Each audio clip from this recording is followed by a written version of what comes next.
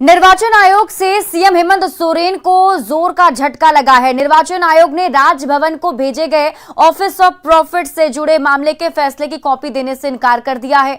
दरअसल सीएम हेमंत सोरेन के mining lease से जुड़े मामले में राज्यपाल से निर्वाचन आयोग से राय मांगी गई थी, जिसे सुनवाई के बाद राजभवन को इलेक्शन कमीशन ने 25 अगस्त को सौंप दिया था, लेकिन अब तक इस राय को सार्वजनिक नहीं किया गया है। सीएम के वकील की ओर से 1 सितंबर और 15 सितंबर को इलेक्शन कमीशन को पत्र भेजकर इसकी कॉपी मांगी गई थी। उसका जवाब देते हुए निर्वाचन आयोग ने साफ किया कि यह दो संवैधानिक अथॉरिटी के बीच का मामला है, इसलिए इस मसले पर राजभवन का आदेश आने से पहले आयोग की ओर से राजभवन को भेजी गई अपने मंतव्य की कॉपी देना संविधान का उल्लंघन माना जाएगा।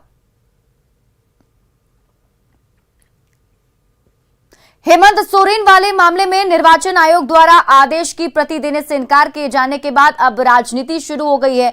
बीजेपी विधायक सीपी सिंह ने कहा कि निर्वाचन आयोग एक संवैधानिक संस्था है, वो राजनीतिक पार्टी का दफ्तर नहीं है और उसका निर्णय बिल्कुल सही है। वहीं जेएमएम प्रवक्ता ने कहा कि एक बार चुनाव आयोग को इस मामले पर विचार करना चाहिए। वहीं कांग्रेस प्रवक्ता ने भी राज्य में जारी भ्रम की स्थिति को जल्द से जल्द दूर करने की अपील की।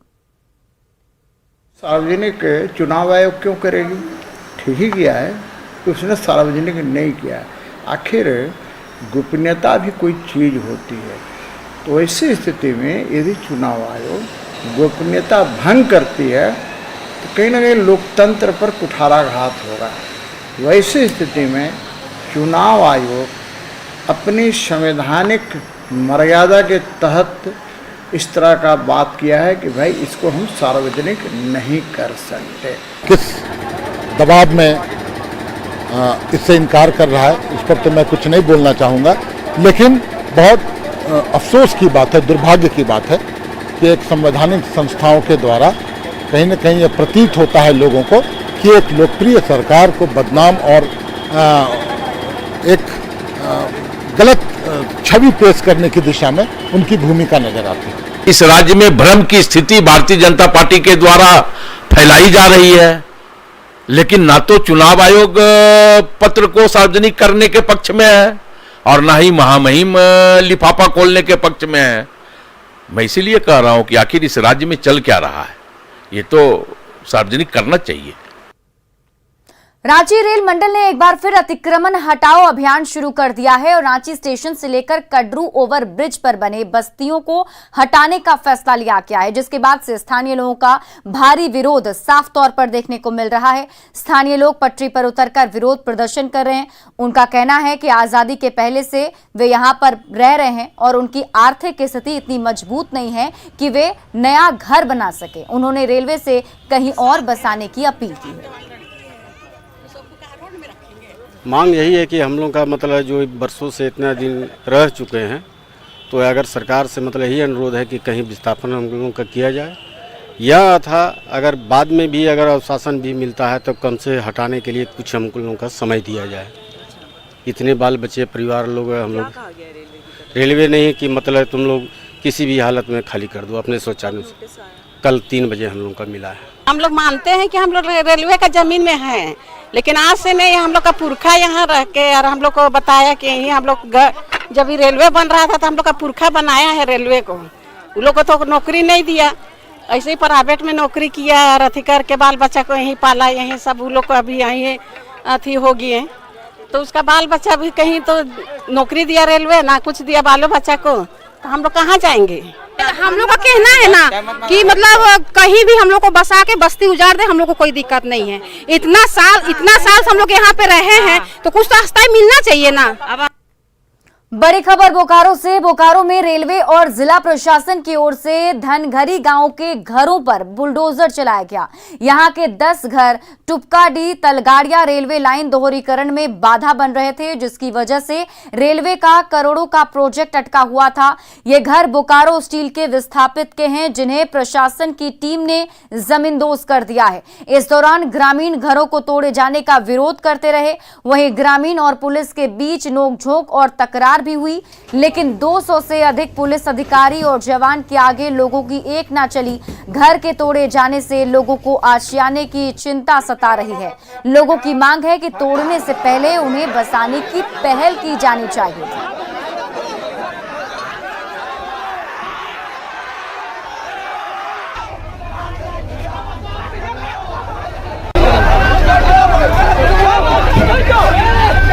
और ये तस्वीर हम आपको दिखा रहे हैं उस वक्त की जब यहाँ प्रशासन की टीम पहुंची थी जेसीबी लेकर, जिसमें घरों को ढाना था। और उस वक्त जिनके घर ढाए जा रहे थे उन लोगों ने विरोध किया। विरोध काफी ज्यादा किया गया।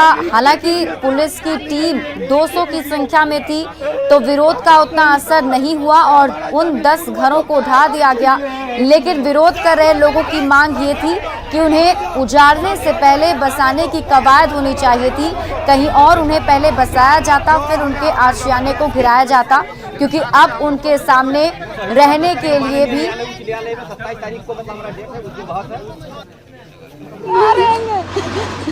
हम लोग कहाँ रहेंगे? कहीं ठिकाना भी नहीं दे रहा रेलवे वाला। हम लोग को ठिकाना दीजिए कहीं। रेलवे वाला हम लोग कैसा किया है, इसको मानेंगे हम? रेलवे वाला किया है, रेलवे वाला हम लोग को नहीं दे रहा है। जानकारी है हम लोग को कुछ नहीं जानकारी है, जरा सा भी जानकारी नहीं है हम लोग को।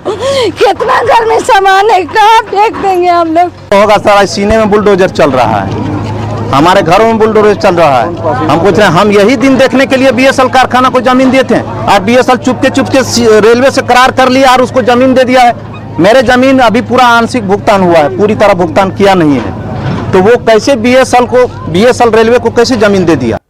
अनुमंडल पदाधिकारी चास के आदेशानुसार ये रेलवे के भूमि पे जो अतिक्रमण है इसको हटाया जा रहा है। इसमें करीब झारखंड पुलिस और रेलवे के पुलिस के मिलाकर कुल 150 से पौने 200 फोर्स लगे हुए हैं और 4 मजिस्ट्रेट लगे हुए हैं। और हमारे थाना क्षेत्र के और पूरे बोकारो के जो भी थाना प्रभारी हैं वो भी यहाँ पे आके सुरक्षा में लगे हुए हैं और आम जनता को भी समझाने का प्रयास। खबर जमशेदपुर से है, जहां पश्चिम बंगाल के खेमाशुली में जारी कुर्मी समाज के 5 दिन से आंदोलन का जोरदार असर दिख रहा है। अनुसूचित जनजाति का दर्जा देने की मांग को लेकर कुर्मी समाज आंदोलन पर उतरा हुआ है। आंदोलनकारियों ने पश्चिम बंगाल के खड़गपुर के खेमाशुली रेलवे स्टेशन और NH 49 को अपने कब्जे में ले रखा है। आंदोलन की वजह से दक्षिण पूर्व रेलवे के 205 ट्रेनों को अब तक रद्द किया जा चुका है। कुर्मी समाज के आंदोलन के आगे बंगाल सरकार बेबस दिख रही है और आम जनता परेशान हो रही है।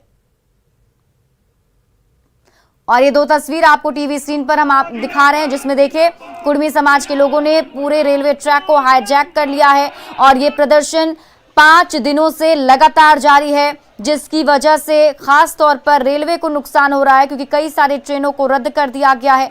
यात्री काफी ज्यादा परेशान हैं, क्योंकि वो जहां तहां फंसे हुए हैं। जिन लोगों को सफर करना था वो स्टेशन पर गाड़ी के इंतजार कर रहे हैं, लेकिन खेमाशुली स्टेशन पर प्रदर्शन होने के चलते वहां पर ट्रेनों का परिचालन रोक दिया गया है। कई सारी ट्रेनों को रद्द कर दिया गया है, इसलिए झारखंड के सीमावर्ती इलाकों में भी इसका असर दिख रहा है। जो क्रम में हम लोग समर्थन देने के लिए झारखंड से आए हैं, इसका वजह यही है कि हम लोग 1950 से पूर्व हम लोग आदिम जनजाति में थे। 1950 के 6 सितंबर को हमारे जाति को दूसरे जाति की आदिम जनजाति में जो सब जाति थे उनके साथ अनुसूचित जनजाति में शामिल नहीं करके हमको बात दे दी गई, छोड़ दिया गया। यही आंदोलन को हम लोग लगातार प्रखंड स्तर, जिला स्तर, राज्य स्तर, केंद्र स्तर पर चलाते आ रहे हैं। एक ही मांग है सरकार से कि सरकार हमारी जो कुर्मी समुदाय है, समाज है, इसको अविलंब जो है अनुसूचित जनजाति में शामिल किया जाए। अन्यथा ये रेल रोको आंदोलन जो है अनवरत रूप से चलते रहेगा। आगे कब तक ये चलेगा ये कहना मुश्किल है। ये जब तक सरकार हमारी मांगे नहीं मान लेती है तब तक हम लोग इसको जारी रखेंगे। और हमारा मांग यही है कि कुर्मी को अनुसूचित जाति में सूचीबद्ध करने के साथ साथ कुड़माली भाषा को 8वीं अनुसूची में सूचीबद्ध किया जाए।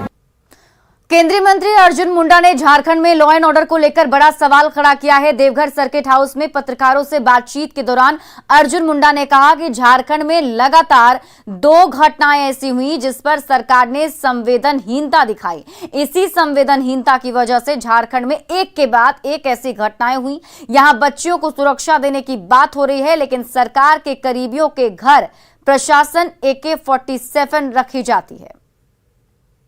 कहूँगा कि लॉ एंड ऑर्डर पर एक बड़ा सवाल इस समय राज्य के अंदर दिख रहा है, जो सरकार इसे मेंटेन करने में विफल हो रही है। दुर्गा पूजा से पहले रांची की बिजली व्यवस्था को दुरुस्त करने की तैयारी जारी है। आज हटिया ग्रिड में कई उपकरण बदले जाएंगे, जबकि कई उपकरणों की मरम्मत भी की जाएगी। इसे लेकर आज सुबह 11 बजे से शाम 5 बजे तक मरम्मत का काम चलेगा, जिसकी वजह से करीब 6 घंटे तक राजधानी के आधे हिस्से में बिजली की जबरदस्त किल्लत रहेगी। और अधिक जानकारी दे रही हैं रांची संवाददाता कोमल बहल। रांची की करीब आधी आबादी को आज करीब 6 घंटे तक बिजली नहीं मिल पाएगा। जी हां, रांची वासी सुबह के 11 बजे से पहले ही बिजली से संबंधित जो भी काम है वो निपटा ले, साथ ही पानी की टंकियां भी भर ले, क्योंकि हटिया ब्लॉक में मेगा पावर ब्लॉक लिया जाएगा और इस दौरान कुछ ट्रांसफार्मर के उपकरण भी बदले जाएंगे। ट्रांसफार्मर 1 और ट्रांसफार्मर 2 के उपकरण बदले जाएंगे, तो कहीं दूसरी जगह उपकरणों की मरम्मती का कार्य जो है, ट्रांसफार्मर से संबंधित उपकरणों की जो भी मरम्मती का कार्य जो है वो भी चलेगा, जिसकी वजह से करीब 6 घंटे तक आज रांची वासी बिजली से वंचित रहेंगे। सुबह के 11 बजे से ये कार्य शुरू होगा और शाम के 5 बजे तक ये पूरा कार्य चलेगा। साथ ही साथ आपको बता दें कि चूंकि त्योहारों का समय नज़दीक है, दुर्गा पूजा है, उसके बाद दीपावली है, फिर छठ है, तो त्योहारों के मौसम को देखते हुए बिजली विभाग ने पूरी तरह से कमर कस ली। एक तरफ जहाँ पे मरम्मती का कार्य चल रहा है, उपकरण बदले जाएंगे, तो वहीं दूसरी तरफ बिजली विभाग ने करीब 90 ग्रामीण इलाकों में करीब 90 जगह ट्रांसफार्मर लगाने का फैसला लिया है। तो कह सकते हैं कि दुर्गा पूजा को लेकर के जो बिजली की दिक्कत हमें देखने को मिलती थी, तो वो इस बार रांची में देखने को नहीं मिलेगी। कोमल बहल, न्यूज़ 18 रांची। और फिलहाल इस बुलेटिन में अभी के लिए बस इतना ही। आप देखते रहिए न्यूज़ 18 बिहार झारखंड।